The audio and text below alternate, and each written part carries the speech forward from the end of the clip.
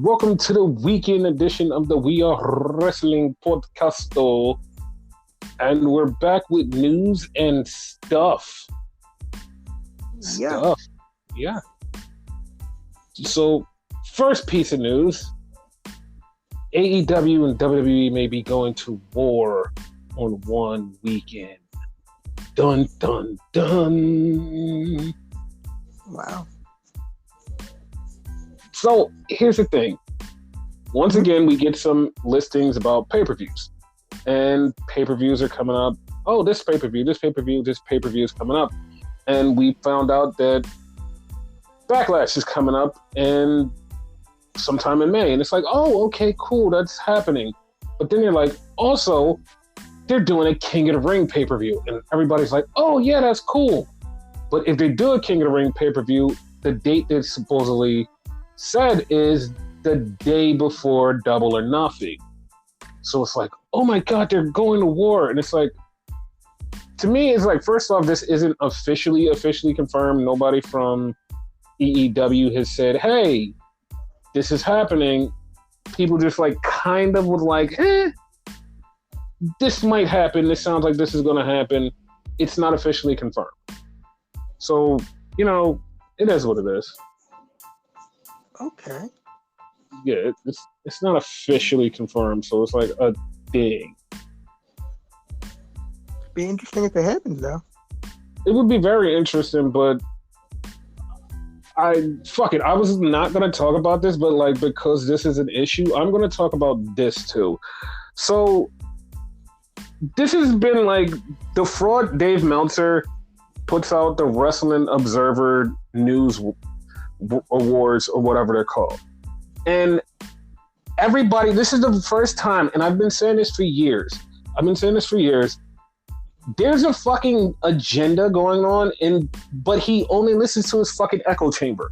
And people have said, no, he knows what he's talking about. And I'm like, yes, history, yes. He does remember shit. He remembers everything down to a fucking T. Shit that we don't even know about. It's like, oh shit, he fucking knows. And then when he talks about the current product, it's always AEW's way better and WWE can never do any good. Once they do something good, they still fuck up. And it's just like a fucking put down of WWE no matter what. And people finally woke up this morning looking at all the awards and everything that was presented and said, oh, Meltzer is just listening to his own fucking echo chamber. That's why everything seems like it's just all AEW ran wild. And it's like, none of that is true. And it's like, everybody woke up this morning figuring out like, oh shit, we've been trusting a fraud. Like we've been trusting, and I've seen so many people just like literally go, oh shit, we've been trusting a fraud. And I've seen this, and like people that like religiously go by Meltzer was like, oh shit, like what the fuck? This doesn't even seem right. Like why is this way? And it's because he's been listening to his echo chamber. It's so fucking weird. It's so fucking weird, dude. It fucking irritates the shit out of me. But the plus side, people are opening up their eyes finally, though. So that's a plus. Maybe not everybody, but some people. Yes, and like Meltzer always like he gets on these rants and he always talks about who the people who have a problem with this stuff are just like they're just stupid idiots, this yelling online and they don't get it. And I like at first I was kind of like maybe he's right, maybe I'm missing something, maybe I'm not tapped into like certain wrestling where I'm like, oh, maybe I'm not getting it. That's what I thought at first, and then I started to realize like, no, the people who are deeply into the Wrestling Observer and like all of his shit tell him shit, and it's just like I said, a fucking echo chamber. Whatever he says, they just spew it back and be like, yeah, you know what? You're right. I agree with you. And he's just like, well, then if all these people are agreeing with me, everybody else is stupid. And it's like, no, that's wrong. You're listening to an echo chamber. Your little hug box that you have right there, that's not the wrestling world. So when people start criticizing and saying shit outside of his little echo chamber, it's like, he goes, no, that's wrong. You people are just saying stuff just to be contrarians. And it's like, no, nobody's saying that. We're actually saying what we feel outside of your little echo chamber. And he's like, no, this is right, and you guys are all wrong. I know what I'm talking about. I've been doing this for years.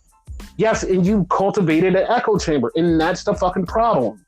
He doesn't understand what life is outside of that little echo chamber.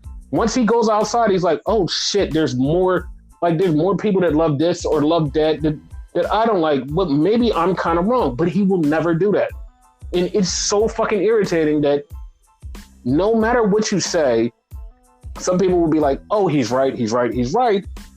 But he's wrong. He's wrong on a lot. And sometimes he doesn't even give you fucking actual spoilers. He just makes up shit and just goes by vibes. And it's like, this is not a vibe-based thing. You have to come up with actual evidence to be like, yeah, this is it. Yes, he has context. Yes, he has this, but sometimes he just says shit off of fucking vibes. It's just like, no, this is a vibe-based game. And it's like, that's not how this works. You're too recognized with credentials to be like, no, this is just vibe space. And then the whole Ariel Helwani situation, he was like, oh, this guy's a fucking, he's unbiased because he's working for WWE, but you're on the Jericho cruise, on the AEW Jericho cruise with Jericho. You're doing a million conversations with Tony Khan. You literally on your fucking Wrestling Observer Radio says, hey, yeah, I need to text Tony and ask him about this. It's like, so who the fuck is unbiased? You're literally the guy that's talking to Tony, direct line to Tony, and you're talking about, oh, Ariel Helwani doing this one thing. Oh, that makes, he can't be unbiased if he's working for WWE. It's like, you just said you're going to text Tony Khan, literally in the middle of the night, said, yeah, I should text him and ask him what's up with that. And it's like, how the fuck are you going to be unbiased if you're that close to Tony Khan? It doesn't make any fucking, none of that makes any sense. So from now on, I'm glad that people are waking up, and I'm going to do my job to just point out the irrelevancy of what he's doing and tell people that he's out of touch and he should stop saying certain things. It's just fucking insane. So, with that being said, we could go on to AEW Rampage and start there. So, it kicks off with the Bucks versus Aussie Open, and I'm not even sure if they wrestled before. I'm not sure, but it just once again reaffirms my biases and my thing. Yes, I said my biases, that I think Aussie Open is a very fucking awesome tag team. Yeah, I agree with you. They totally are. Yes, and it was so cool because it was a lot of people for the first time ever getting to see Aussie Open, and this is not this isn't my first time seeing them, but it was so cool seeing a lot of AEW fans going, "Oh shit, they're really fucking good." Who are these guys? And I'm just sitting there with my friend and just texting back and forth, and she's like, dude, why are they not signed to New Japan? I'm like, same. I'm trying to figure the same shit out. The same shit. Because they work for New Japan. You introduced me to them. Huh? You introduced me to them. Yeah, they're fucking awesome. If the Briscoes didn't have the match that they had with FTR, they would have had the best tag team match with FTR of last year, because their match that they had in fucking the UK was fucking phenomenal. That shit was fucking amazing. Everybody that watched that match, especially the last 10 minutes, was just like, dude, this is one of the best fucking tag team matches ever. And then the Briscoes had their third match with FTR and was like, oh shit, this is fucking amazing. So that canceled out that match, but fucking Aussie Open is fucking great. They're great. So they lost to the Young Bucks. The lights went out, and the House of Black surrounded the ring. So once again, like we said, that's where they're going with the Trios Championship. I'm okay with it. Yeah, I am too. And somebody said something on commentary, and it kind of had me questioning, was are the House of Blacks going to defeat the Elite? They had the titles for so long. And I'm like, wait, they didn't have the titles for that long. But with that being said, could the House of Black beat the Elite? I say yes, Also, if people are talking about they had it for way too long, it's time to cut it. You know what I mean? Once that comment's out there, it's time to cut it. But here's like the little weird part about that comment. They actually didn't have it that long, but it's not at all. It's this little weird caveat because like they had it, the very first ones, they got suspended, dropped them, then came back, won it immediately, and then now they're like, oh, they had them for too long. Because it's like, if you look at both of them, it's like, wow, they had it since back in August. And it's like, no, not really. They just got this version of the tag title, of the trios title. It's like, well, damn, like, that's not long. And they only like defended it like twice, if I'm not wrong. Yeah, like didn't they defend it like twice, like since they had it this time? I think so. Yeah. And I want to say both times was against fucking Top Flight and AR Fox. Yeah, so I'm like, that was weird that they said that, and I would not mind the House of Black winning the titles. So yeah. So then we had a backstage thing where I kind of feel like they gave the game away because they're interviewing the best friends, and then the best friends get attacked by the Guns, and it's like, oh, that's the other team. That's the other team that Jeff Jarrett and Jay Lethal were beefing with. And it's like, okay, they're going to probably win the Casino Battle Royal now just because of that. Yep. Yeah, because like once I seen that, I was like, oh, it makes sense. That's the thing. But it's like, okay, well, whatever. Like, I'm okay with it. So then the funny part was Orange Cassidy walks up and was like, who did this? They're all fucked up. Then he looks at Bryce and goes, Bryce, who did this? The firm did it. Okay. And he just walks off. It's like, okay, nothing was accomplished there. Until next week. Yeah. So then we get Toni Storm versus Willow Nightingale. This match was like, I thought this was going to be like, oh, this is going to be like a 5-minute match. They're going to just do nothing, have Toni just beat the shit out of Willow. Because like Toni is in the bigger program. Willow is like not doing nothing at the moment. So I'm like, oh, they're just going to just have Toni beat Willow and squash her. No, this was a competitive, good-ass match. Yeah, it was. They went like 2 commercial breaks, didn't it?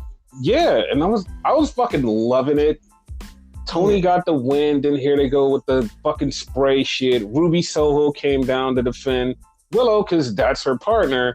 And then Jamie and Britt come down because they're beefing with everybody. So now it's like, okay, they're going to have the triple threat at, I was going to say Roadblock, at Revolution. They're going to have the triple threat at Revolution.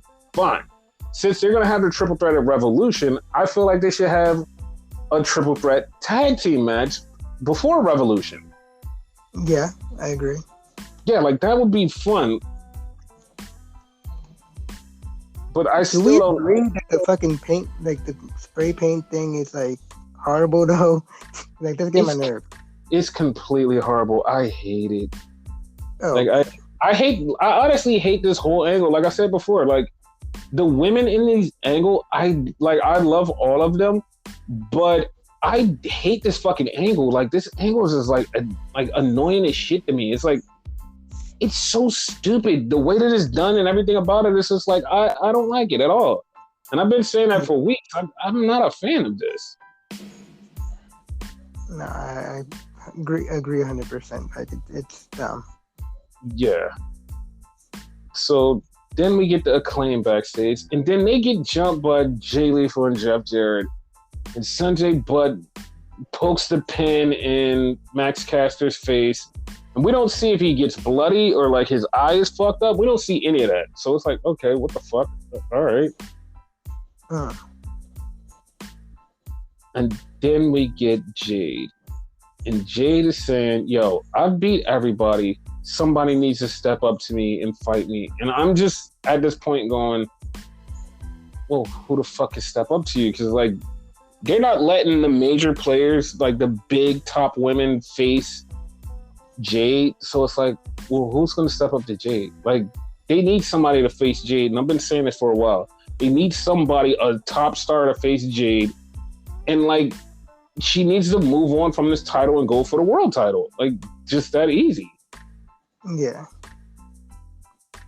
Probably want to be like a newbie. I hope not. I really hope not, because like, there's no reason to sign. To be honest, like, there's no reason to sign anybody, because you have like 1,000 people on the roster, and I mean that. Like Athena and like all these other people, they're all on the roster. Like, there's no reason to just like keep recycling the same thing. Like, you have so many women signed.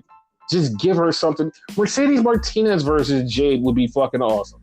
Like, just do something different. Like, that's what's bothering me. It's like, you have so many people on the roster, and you're just like, nah, we're just gonna use this.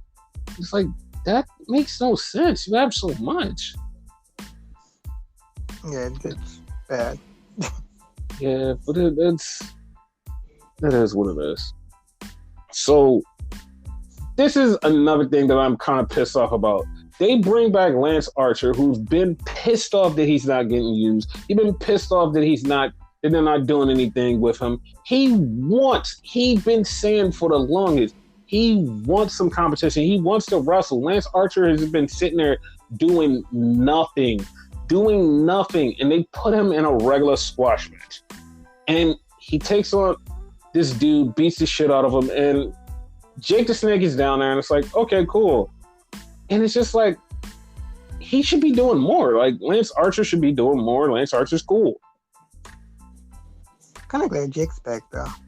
Yeah, Jake's back. And the funny part about Jake being back is they keep promoting the whole A&E Diary on WWE's program, and it's about Jake.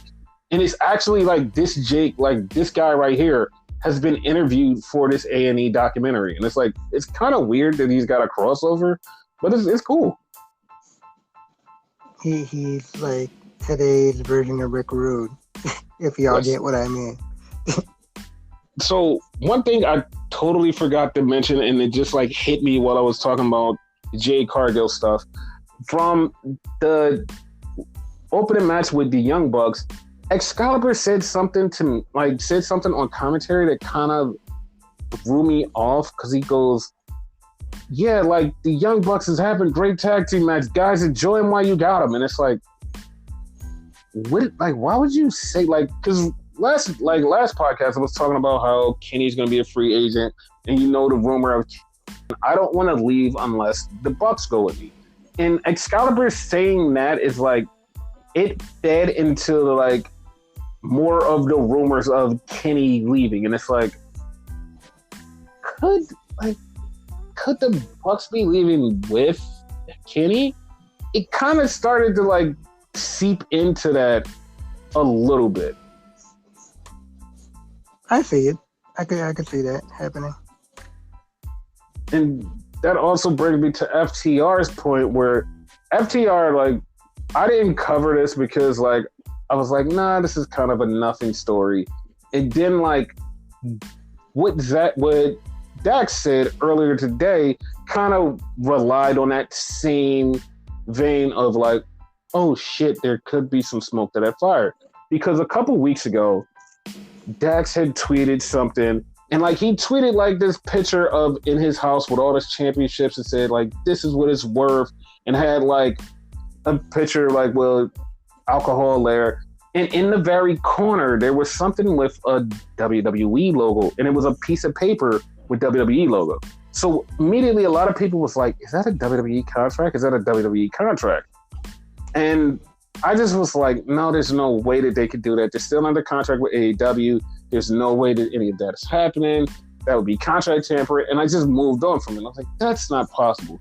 And then Dax tweeted out like how he was so emotional that Michael Cole on commentary said Shatter Machine. And he's like, that meant the world to me, because that was the name that I came up with, and it means the world to me, and it gives me hope for the future. And I was like, that's kind of random, but like it makes sense, but it's kind of random. Like this kind of glowing thing of like, there's a possibility of going back to WWE with FC.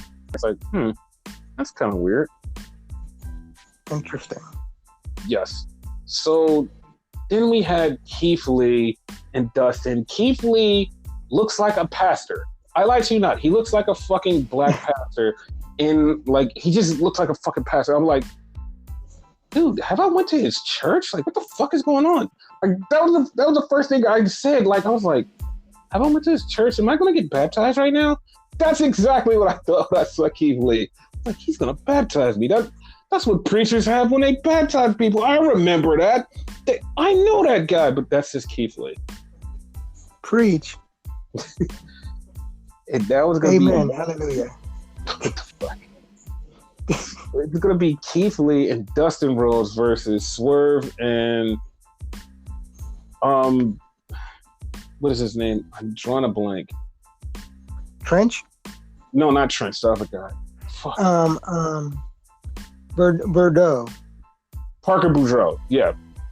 Yeah. They're gonna have a match next week. So can we get a backstage thing with? I hated this. It was the main event thing between Action Andretti and Sammy Guevara. I hated everything about this. I was mad that they brought it back, even though we complained about it. They brought it back, but it sucked with these two. How about that? Like, they bring it back, but they bring it back in a sucky way. Like, they could have brought it back with Orange Cassidy, but no. Yes. He was perfectly with this shit. And if not Orange Cassidy, John Silver. Because John Silver, like, he's funny shit with that shit, too. Exactly. But they're like, nah, we're going to bring it with these people, and it's going to suck. It's like, whatever. So... There's nothing funny to it. Like, it was... Man. Yeah. We get Orange Cassidy. We get the Orange Cassidy announcement that he's going to face Big W Morrissey. So then we get whatever. So then we get what truly is a fucking swerve. Everybody's talking about how Jericho's thing was a swerve. This was a fucking swerve. I loved it. I literally screamed during this fucking promo. Because Stokely halfway comes out and he says, look, I'm glad that Hook is reinstated. Now Hook is going to face somebody who loves his country and loves it. And he just kept going on. And like, they played the video. They loved his family. They played the video. It was like, oh, it's Ego. It's Ego. And then he was like, Matt Hardy. And Stokely gets a text and he walks off. So Matt's standing there and Matt's all hyped up, like, yeah, I'm gonna do it. I know that I can do this. You know what? If I lose, Hook gets a match with Stokely halfway. And then Isaiah's like, yeah, you know what? You know what would even be better? If we were banned from ringside. Yeah. And Eagle's standing there. Eagle goes, you know what would make this better? A no DQ match. Yeah. And they're just like, yeah. I'm like, did Eagle not realize that like they screwed the man over? No, like none of it. It was so funny because like they screwed this shit out of the firm. It's just like nobody, like Ego didn't even fucking pick up on it. They screwed the fucking shit out of Stokely, and they just went along with it. It was like, yeah. I was like, what the fuck is happening? I screamed at the TV. I literally was like, what? Like how? Like how did y'all not see that he just screwed y'all? And they just. It just was. I was loving this. This is a real screw job. Like everybody was like, "Oh my god, they worked Jericho." They just worked Stokely and Ego. That was awesome. That's awesome. So basically, because remember we discussed like Matt Hardy, like it seemed like he's going heel, like something's going on, like weird there, right? They're gonna destroy the firm from within. That's what's really going on. Yes, and. It's very coincidental, not very coincidental, because like this is a real thing, that Jeff Hardy is exonerated from all of his fucking drunk driving crimes, and now he can basically return to wrestling. He just has to do fucking rehab and some other shit. But now that driving thing is done. He could come back. It's like, oh, Jeff Hardy might be able to come back soon, very soon. He just got to do rehab though. But that's the thing. He already did rehab. Well, that's what Tony Khan said, that he did rehab. So that's one thing checked off the books. Oh, okay. As long as he did it, like I guess it's fine. Like he needs help. Like yeah, and they also said for coming back. I don't want him back. Not hating. I just don't want him back for his own sake. But here's the thing: they suspended his license for 10 years. Like he can't get back his license. Damn. He's done. He's screwed. There's 10 years, no license, and some other provisions is like, oh well, then that's like he's fucking safe. So if he ever gets behind the wheel of a car, he literally will be arrested. If they ever pull him over, he's behind the wheel of a car, he's going to get arrested. There's no trial, no nothing. He will immediately violate everything that he's done.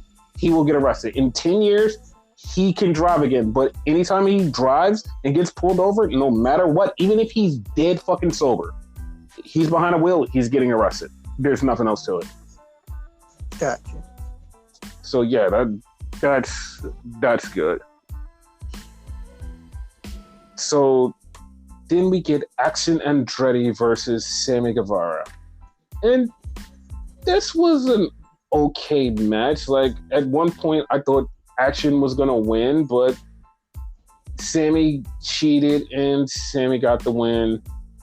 And when Jericho's walking down the ring, I thought Ricky Starks was gonna attack him, but no, the show just went off the air and that was it. Yeah. I thought the same thing. Yeah, I mean, the funny part about it, this wasn't a bad version of Rampage, but it also wasn't a good version of Rampage. It just was there. Because like this was kind of entertaining. Not like really entertaining. This was kind of entertaining. It was like, oh, this is kind of cool. Yeah.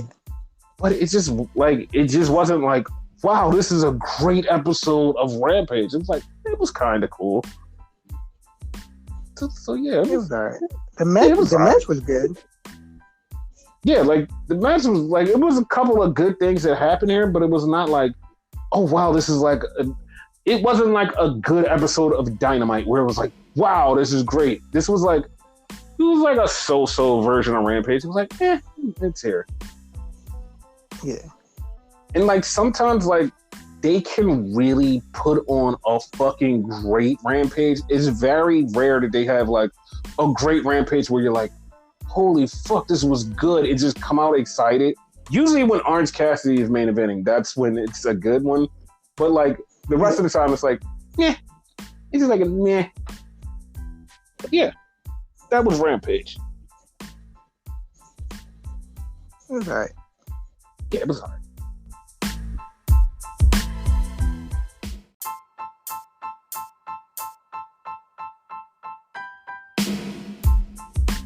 So now we get to WWE Smackdown. Yeah. This was a weird show. This was a weird show. It was like two things in this whole show that was like, you know what? I like that. Everything else was like, meh. But it was just like two things. It was like, yeah, nah, I kind of like that. But everything else was meh. Yeah, that sounds about right. Yeah. So the show opened up with the whole Sami Zayn thing, recapping the weekend.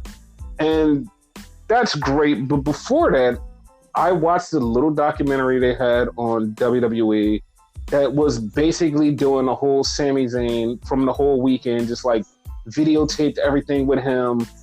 And it was like, this is, like I said, once again, this is like some stuff that WWE does really good.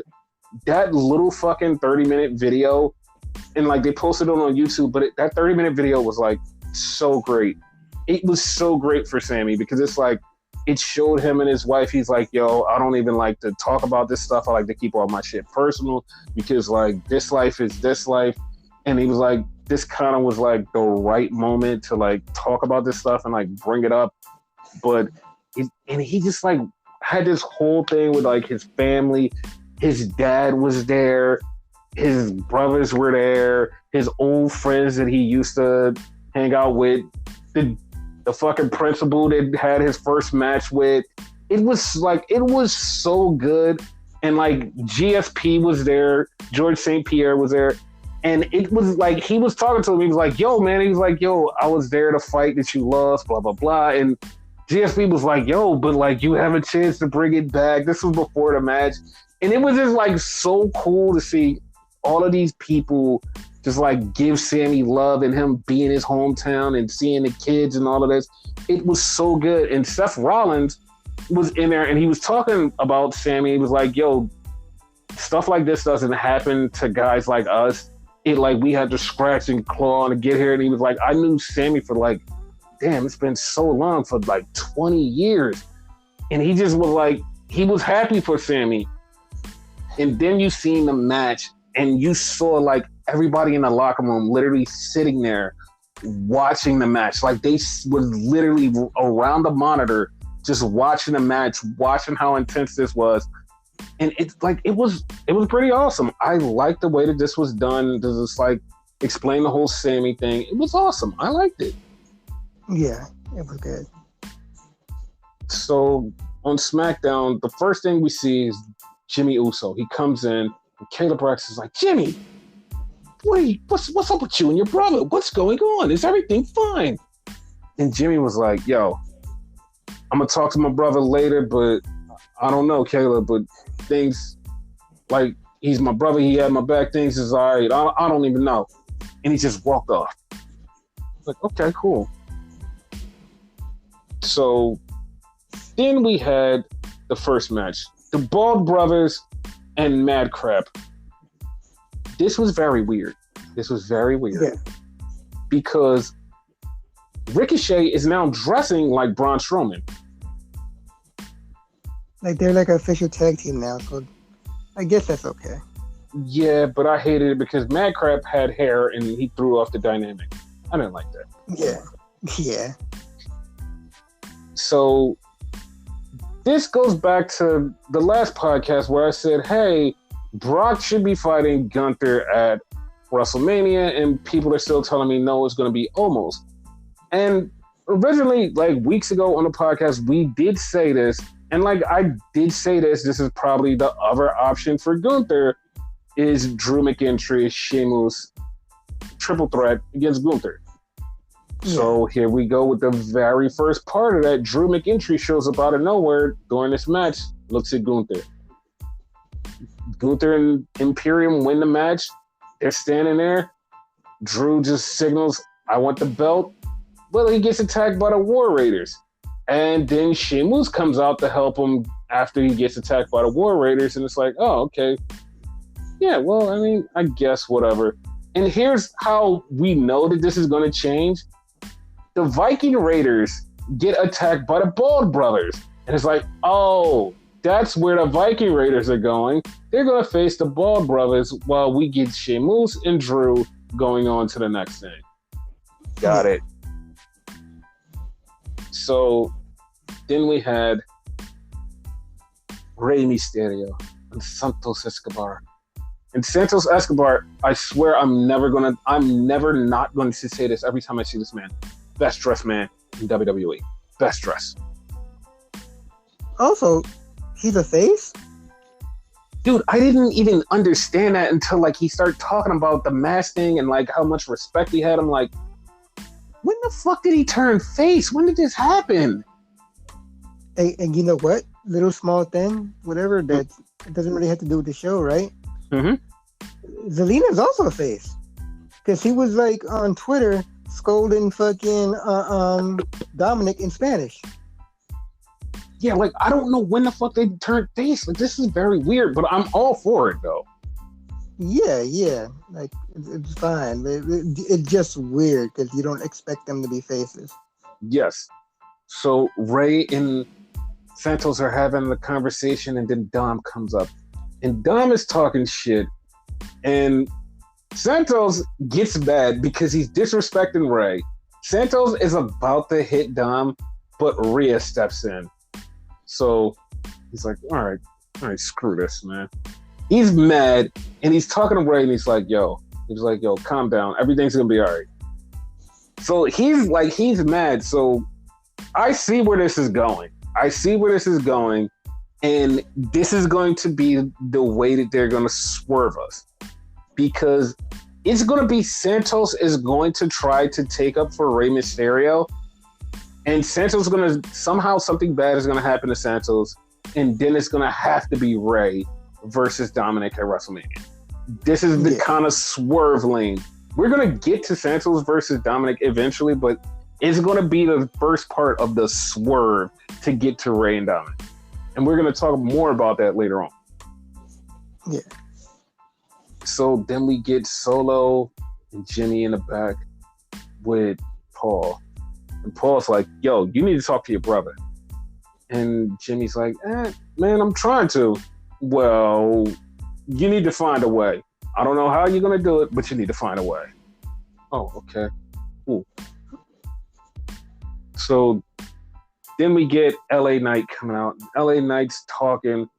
And this is very fucking weird to me that LA Knight is a great talker. He's a great talker. He's very entertaining. But I could give 7 shits about his match. And I'm just like, wait, did I always feel like this? I go back to when he was Eli Drake and was like, you know what? He just was a great talker and just a not so good wrestler. That's all. In actuality, like from LA Knight to Eli Drake to, I don't know, like the Max thing, right? Name, I'm going to give you like something simple. 2 good matches that he had off the top of your head. I actually can't. Exactly. So that proves your point right there. And you're the one with the great memory. Yeah, he's just a good talker. Like, that's what fucked me up. I was like, wait, damn, I just figured out he's just a good talker. Because, like, he was talking I remember in his career, he's a former, like, Impact champion. World champion. Yeah, like, I remember that, but, like, I don't remember any matches he had. Like, I remember every promo he cut. I just don't remember any matches he had. Like, I can remember the... for that. Me neither. I remember him talking his way into championship matches. I just never remember any of the matches. It's just like, dude, like, this guy's not really good. Basically. And then the New Day comes out. He calls him the Nerd Day, and it was like, okay, that's I guess whatever. And I mean, he takes on because no one really takes that shot. Yeah, he takes on Kofi and he beats Kofi, but at the same time, I'm watching this match going, this guy is just entertaining on a mic. I'm not sold on him in a ring. That's why they try to make him a manager. Yes, and I could 100% see why Vince wanted him to be a manager. I see why Vince wanted him to be a manager. And I remember at one time actually advocating for LA Knight to wrestle. I'm like, yeah, he should wrestle. He should wrestle. But no, he shouldn't. And I was wrong. He did not beat Kofi. Kofi beat him. Yeah. So yeah, that also once again shows you what the fuck I'm talking about. Because I didn't even remember who won the match. That's how fucking crazy it was. See? And that was like mere like hours ago. Yep. From us recording. See, that's how bad LA Knight is as a wrestler. That's fucking insane. Yeah. And I'm not doing his thing. I'm simply saying yeah. Yeah. So then we get Charlotte there. And Charlotte comes out and Charlotte is talking, and then Dom comes out. And Dom comes out and Dom starts flirting with her. He talks about how beautiful she is and how much he likes her smile. And he's just talking about, maybe you want a shot with me. And she goes, Dom, I have a better Latino man at home with a stronger, thicker accent. And when she said the thicker part and looked down, I was like, wait, is she talking about... And then she said accent. I was like, oh, she means accent. Got it. Yeah, that fucked me up too. How shocked were you that she gave Andrade a shout out on this episode? How shocked were you? Not really, because I'm questioning that whether or not he works in another company or not. Yeah, like I know that they have him sitting home, quote unquote, on injury, and I'm just like, yeah, like you just shouldn't move him to fucking WWE. Just let him go, because there's nothing you're gonna do with him there. Just let him go. Yeah, exactly. So then Charlotte was going to hit Dominic because Dominic kept talking shit. And then Rhea showed up. And Rhea gets in Charlotte's face. And the funny part is, like, I lie to you not. I'm like, Rhea is so tall and Rhea is so dominant. Rhea's face to face with Charlotte. And she's shorter than Charlotte. I'm like, what the fuck happened? Her boots? I guess, because, like, she was so short and Charlotte was so much taller than her. I'm like, what the fuck happened? And it's weird because, like, Dom seems taller than her, too. Yeah, and it's weird. I'm like, I always thought Rhea was taller than everybody. Maybe Rhea's just taller than every woman. Probably. Maybe that's it. So, once again, they're learning that the outside world exists in WWE because Natty and Shayna had beef on Twitter, and they're like, yo, they had beef on Twitter. That's why this match is happening. I'm like, okay, cool. Sure. And Natty is getting patched up, and Tegan Nox just goes, yo, I could have your back. So Tegan Nox is now having Natty's back, which I was like, I really wish she would team back up with Shotzi, but, like, I guess for the sake of this little feud, whatever. Part of me was scared that she was going to turn on her. That would have been funny. So then Natty loses to Shayna. Rhonda gets involved, and Tegan runs off Rhonda. So this fucked me up because I had no idea what the fuck this meant, and this was so fucking random. Rhonda just runs out. She's like, yeah, next week is going to be me and you, Tegan, and I'm going to make you taste the rainbow. What?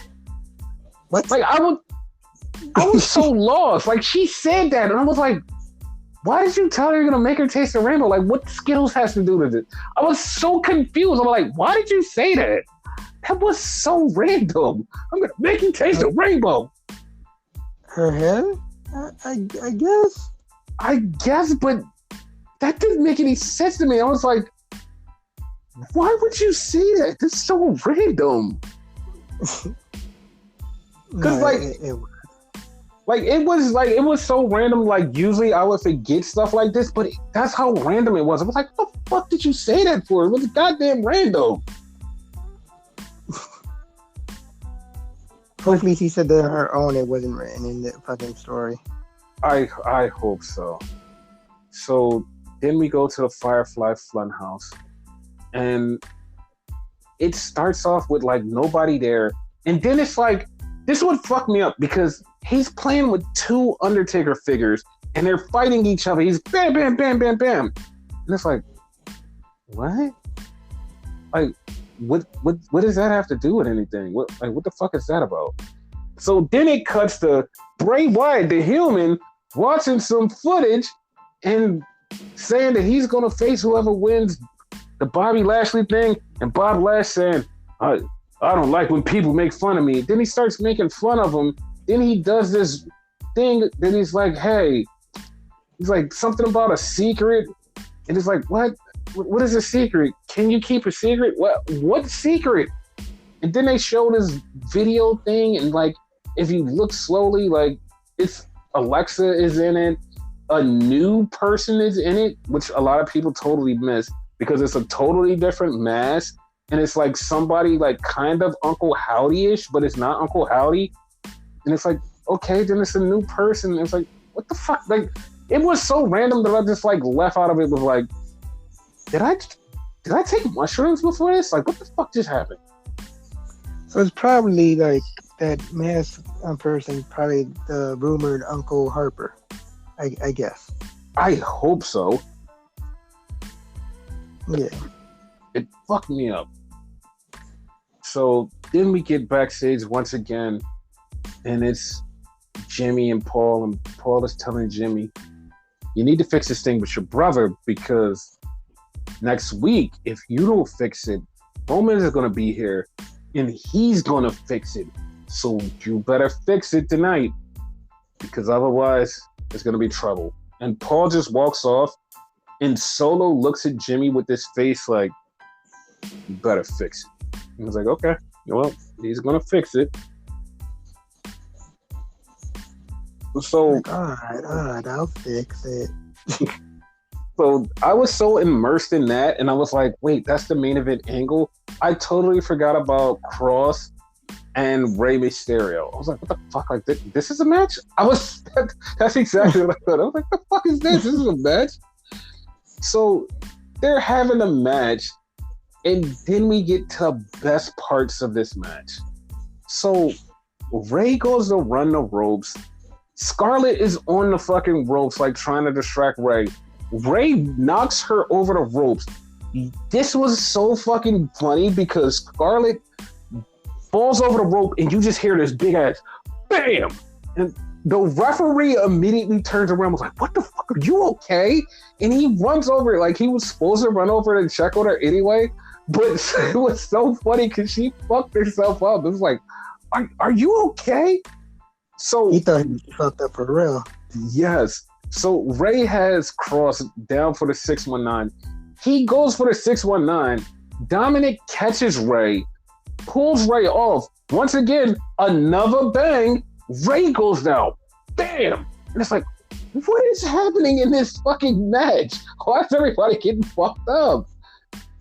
So how does the referee not hear the fucking Rey one? Right? So Dom is telling him, hit me. Rey gets back in the ring and gets choked out by Killer Cross. Okay, cool. Then Dom gets in the ring, is yelling at his dad, hit me. Come on, hit me. You're a punk. Hit me, old man. He starts pushing him and mugging him. And in my mind, I'm like, this makes no fucking sense. This makes no sense at all. And there's nothing in this that makes sense. And I hate everything about that. You know why this doesn't make sense? Why? Rey Mysterio is his dad. He should beat the shit out of him. Like, Rey, you beat him when he was little. Whoop his ass now. What are you scared of? Like, I don't understand why he... Uh-huh. Not everybody's like that. Some people are like so like anti like beat their kids and whatever. Like, and just because Dom said he got hit as a kid don't mean he got hit as a kid. Man, I 100% know Angie knows how to throw a chancla. There's no fucking way that Angie doesn't know how to throw one.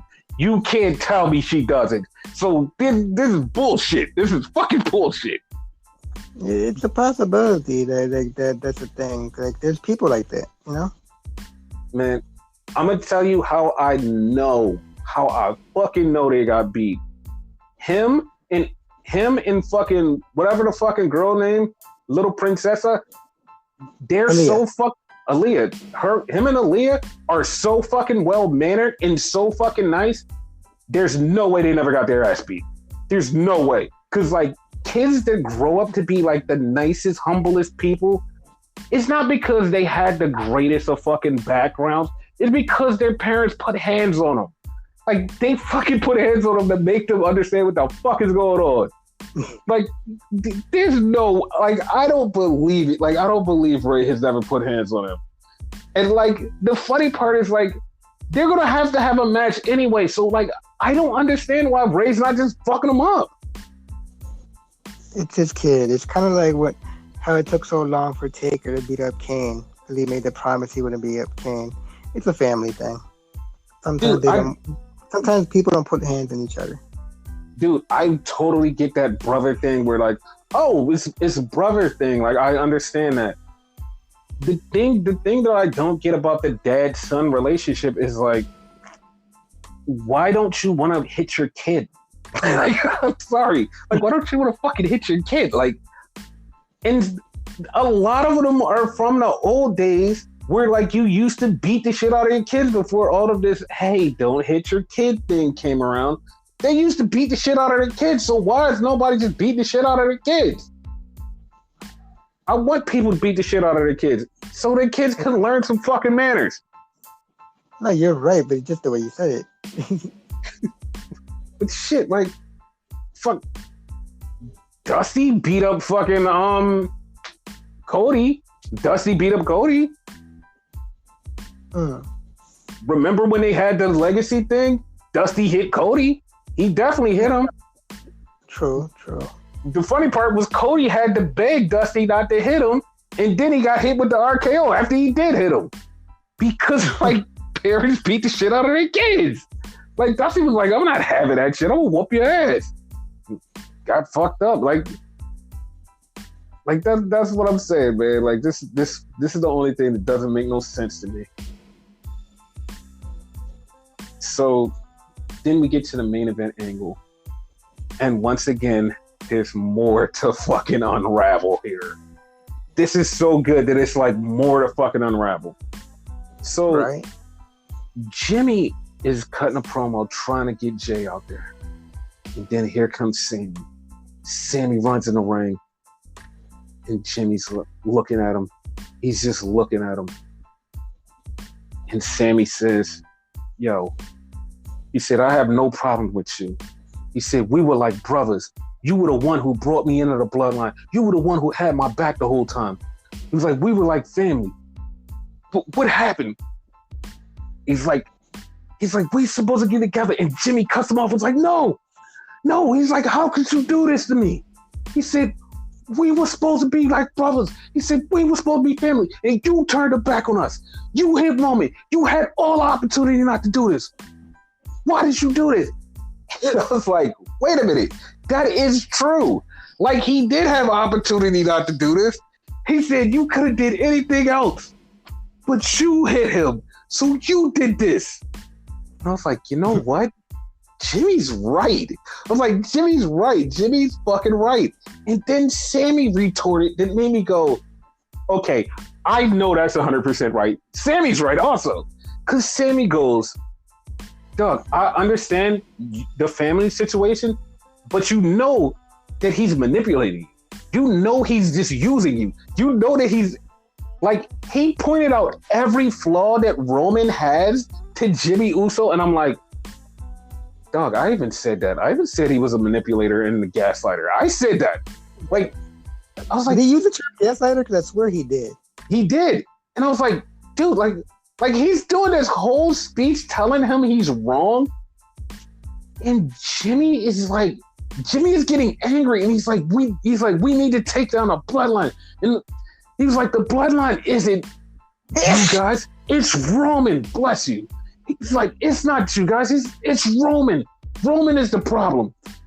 And like, as he's saying this, Jey Uso starts walking down from the crowd, and they both look. They're looking at Jay.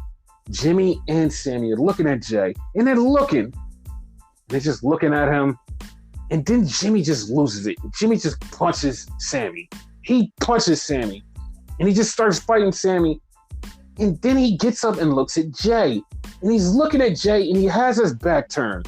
And because he has his back turned, Sammy Haluva kicks Jimmy. So Jimmy is now down, and Sammy gets out of the ring. He goes over to Jay. He looks at Jay. Jay didn't say anything. Jay just looks at him. Sammy goes the other way and gets over the barricade and goes back. And Jimmy gets up and looks at Jay. Jay looks at Sammy. Jay looks at Jimmy. Sammy looks at both of them. And I'm just like, holy fuck, there's more layers to this fucking story. Right? Because Jimmy seems like he kind of wants to join Sammy too. But like, he's conflicted too. Not as much as Jay, but there's some confliction there. Yes. And then Solo came out, which is like a thing that a lot of people totally forget, me, myself included, that Solo is a brother too. And he comes out and he's just like, okay, now it's all is going on. Like, what is happening? Like, where do we go next? Like, I thought this story just had like a straight up, oh, we're going right here to this thing, get to the tag team thing. This is it. We're going straight to WrestleMania. And it's like, no, dude, there's much more to this. There's layers to the story that needs to be unraveled. It's like, beautiful fucking layers. Yes, and it's like, holy fuck. It's like, shit is happening where you're just like, I did not foresee this. Like, I thought everything was going to be laid out very easily. We're done, and we're getting to WrestleMania. It's like, no. And this brings me back to what Sammy said in that YouTube video where Sammy said, yeah, the story's not over until the end. I'm just like, wow, that means there's more story to be had here. And I'm just thinking, I'm like, there's not much story. Like, it's gonna be like this one thing. Now it's this whole thing. It's like, nope. There's a lot more to this story.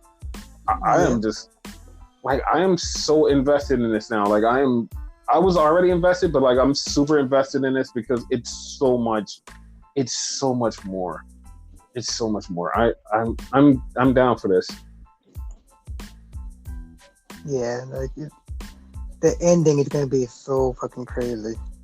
Yes, because like we have no idea what's gonna happen.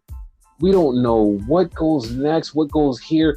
There could be so many other things that like nobody could like even guess, and it's like, what? Like there's more? Oh man, this is gonna be great.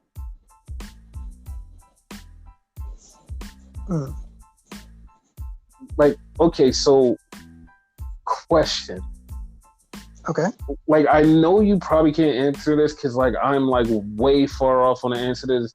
We know what the end game is, and like a lot of people keep talking bullshit, and I'm gonna clear that up right now.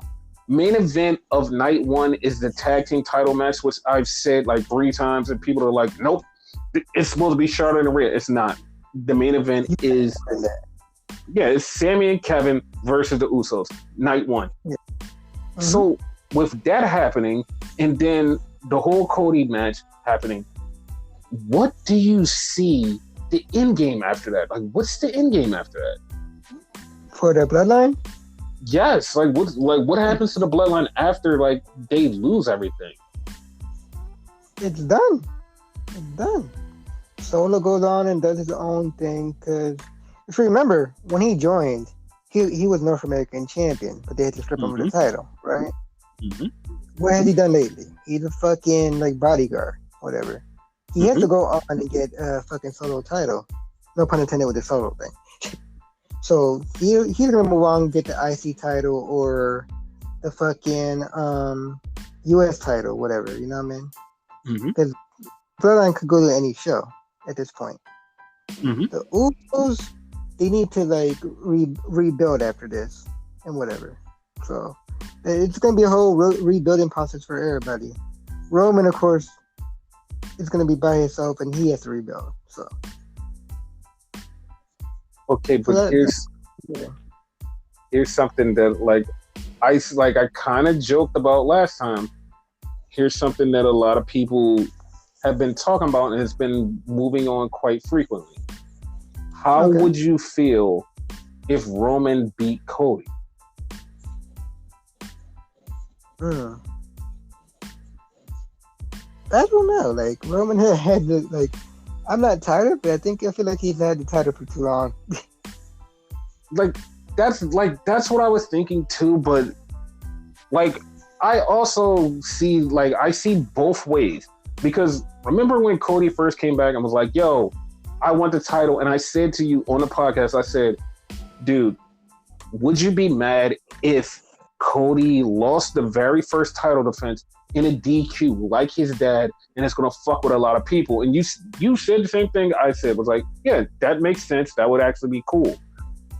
It does. Now that you say that, remember, I'm the one with bad memory, so I forgot this conversation. But yeah, it does make sense.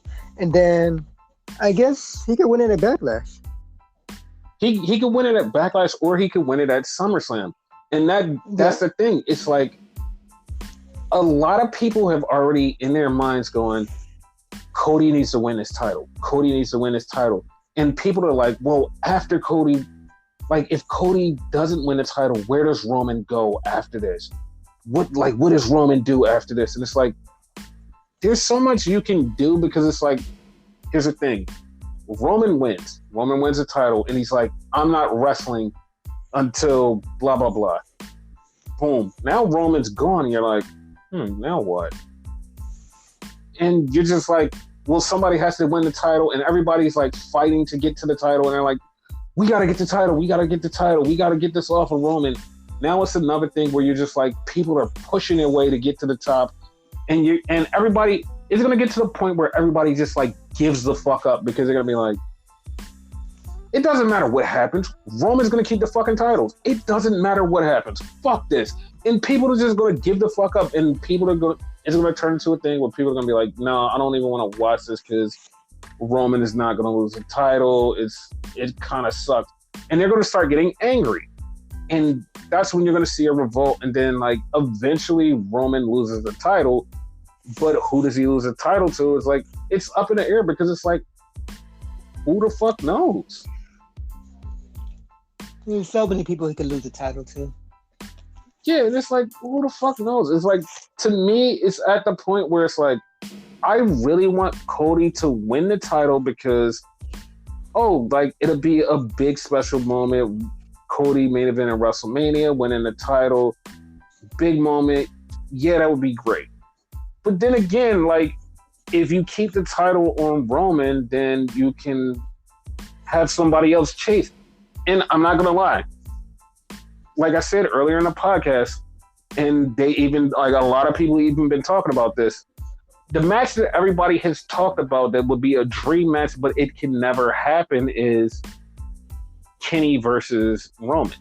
And it's like, if there's a possibility in August that Kenny Omega is free and clear, Kenny versus Roman in a fucking Ford Field in Chicago.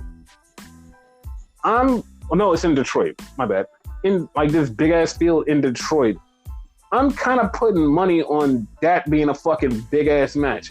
I'm like, nah, I'll take that match over just Cody just winning this. Like, you build up Kenny, he comes in out of nowhere. It's Kenny versus Roman, the two biggest stars of both companies, finally facing each other at SummerSlam. It would be a fucking dream match that everybody be like, oh shit, I actually want that. That's the only way that I'll be like extremely happy with Roman beating Cody, because he beats Cody. I swear to God, the internet's gonna melt down, because they're like, what the fuck? Like, what the fuck would happen? And then we just get that. Yeah, and like we get that match, everybody would shut the fuck up and never say anything again, because they'd be like, oh, well, wow, that's the plan. Wow, that's actually fucking awesome. And that would be cool. Because like everybody now is just like, oh, if he wins, then what are they gonna do? Have him face Brock Lesnar? They're gonna have him do this? Well, we've seen it. Nobody's gonna believe that shit. And it's like, yeah, no, that's true. Nobody would believe it. But if you brought somebody else in, sign them to the company, and have them go right at Roman, just like first day off rip, just right there, bam. Like there's nothing else you could do. You'd be like, well, fuck, that was great. Now Kenny wins the title. You have Kenny win the title, and you do this whole storyline of like Kenny just defending the title, just doing his own thing. And then we have this another dream match that hasn't happened, like unless one time at Ring of Honor. You're going to have this big match on this big stage, Kenny versus Cody for the world title. And you're like, well, shit, this is actually fucking dope. Like, I know people are like, you're just dreaming, you're dreaming. Like, there's a strong possibility this can happen. And like, if this happens, it's like, it would usher in a whole new era of just like WWE, and you'd be like, wow, like this is a whole fucking change of landscape. Like, this is great. And like, we don't know what's going to happen, but like, this is just throwing this out there. But like, if Cody wins at WrestleMania, it's like, that's great. And I know people be like, well, then where does he go? There's a million options. Like the Roman one is like, there's a few options to go in, but the Cody one is like, it's the normal. So, I mean, yeah. Okay. But I don't know. I kind of hope Cody wins, like off the rip. Yeah, I'm in both minds of like both things. I'm down with whatever. Because like I said, I see a good way to go that way, and I see a good way to go the other way. Like, they're both perfect things. Like in AEW, like everybody wants Bryan to win a championship, where I'm like, yeah, that would be cool. But at the same time, I'm like, I don't want him to win it. I want him to lose. And at Double or Nothing, we get Adam Cole winning the title. That's how I feel. Like that's my laid out for AEW. It's like I would be cool with Bryan winning. It's nothing against Bryan. I love Bryan. He's one of my favorite wrestlers. But I'm already in my mind. I'm dead set to Adam Cole winning that world title at Double or Nothing in Chicago, blowing the roof off the place, beating the shit out of MJF. That's where I'm set at. Like that's me. Has Adam Cole ever won like a major title in a major company? Adam Cole was the Ring of Honor World Champion twice. He was an NXT champion 3 times. So you're with me, and you consider the NXT title a major title? Okay. Yeah, it's a major title. Like he's won world titles everywhere he went. So it's like it's not an option of like, oh, like he couldn't be a top guy. He definitely 100% can be a top guy. It's just the fact that we've waited so long. He's such an awesome person. Like, have this dream moment in Chicago, Double or Nothing, his first ever AEW World Title challenge. He gets it, and boom, he beats MJF. There you go. That's a great story. And I know people will be like, well, where do you go there? It's a bunch of people forming a wrestle. It's like the MJF thing is not working. You need to put it on a fucking great star. Adam Cole is that star. He's going to be so fucking over for this reality show. Put the title on him. You're just going to strap the title on him because he's going to be that guy. That's it. And at least he has only one origin story. Yes. Like that's the dude. He's gonna be the Batman. He's gonna be the Batman. That's it. So, in other news, an HR vice president at WWE, senior vice president, got fired. And everybody immediately jumped on this thing, was like, oh my God, Vince is firing people again. Look, see guys, this is what's happening. Vince is firing people and doing this shit. And then they were like, well, he was Triple H's man. Oh, Triple H is firing people. Oh, this is crazy, blah, blah, blah. And I've seen this thing go for like 2 hours on the internet. People just like totally going, oh, WWE's falling apart, blah, blah, blah. And then it came out 2 hours later, was like, he got fired for an HR violation. And everyone was like, what does that mean? Some people did a little digging and was like, oh, it could mean, like, I'm not going to report like rumors until like they're true, but he violated some shit that was like, you shouldn't do. And that's why they fired him. And it was like, oh, well, I mean, that's good. And then people had to walk back their takes of Vince and Triple H firing everybody. Like, no, walk that shit back. That's not what happened. Chill out. So, he barely fired anybody for real in his tenure. He has fired people, but barely. Exactly. So, an update to a story that, like, when I said it on a podcast, like, a lot of listeners was like, dude, what the fuck? Like, you're too harsh on the women, blah, blah, blah. And I'm like, no, this shit is kind of fucked up. I was like, it was fucked up. So there's a reason we haven't seen Anna Jay. Because Anna Jay dislocated some ribs from that spot that she took going off of the fucking ramp. And I said that, like, I said that to people. People were like, no, it's not. I was like, that was bad. That was really bad. They're like, no, it's not that bad. You just shitting on women. I'm like, no, there was a whole thing to it. She got injured and she's got fucking injured. So kudos to you people that just was like, wanted to shit on me. She got injured. She's healing up nicely, but she's out for the foreseeable future. Damn. So yeah, that's a thing. So yeah. So anything else you want to talk about on the podcast? No, I'm good. I hope Anna Jay gets better because I didn't know that shit. So get well soon. Yeah. So that's the last words. Yes, sir.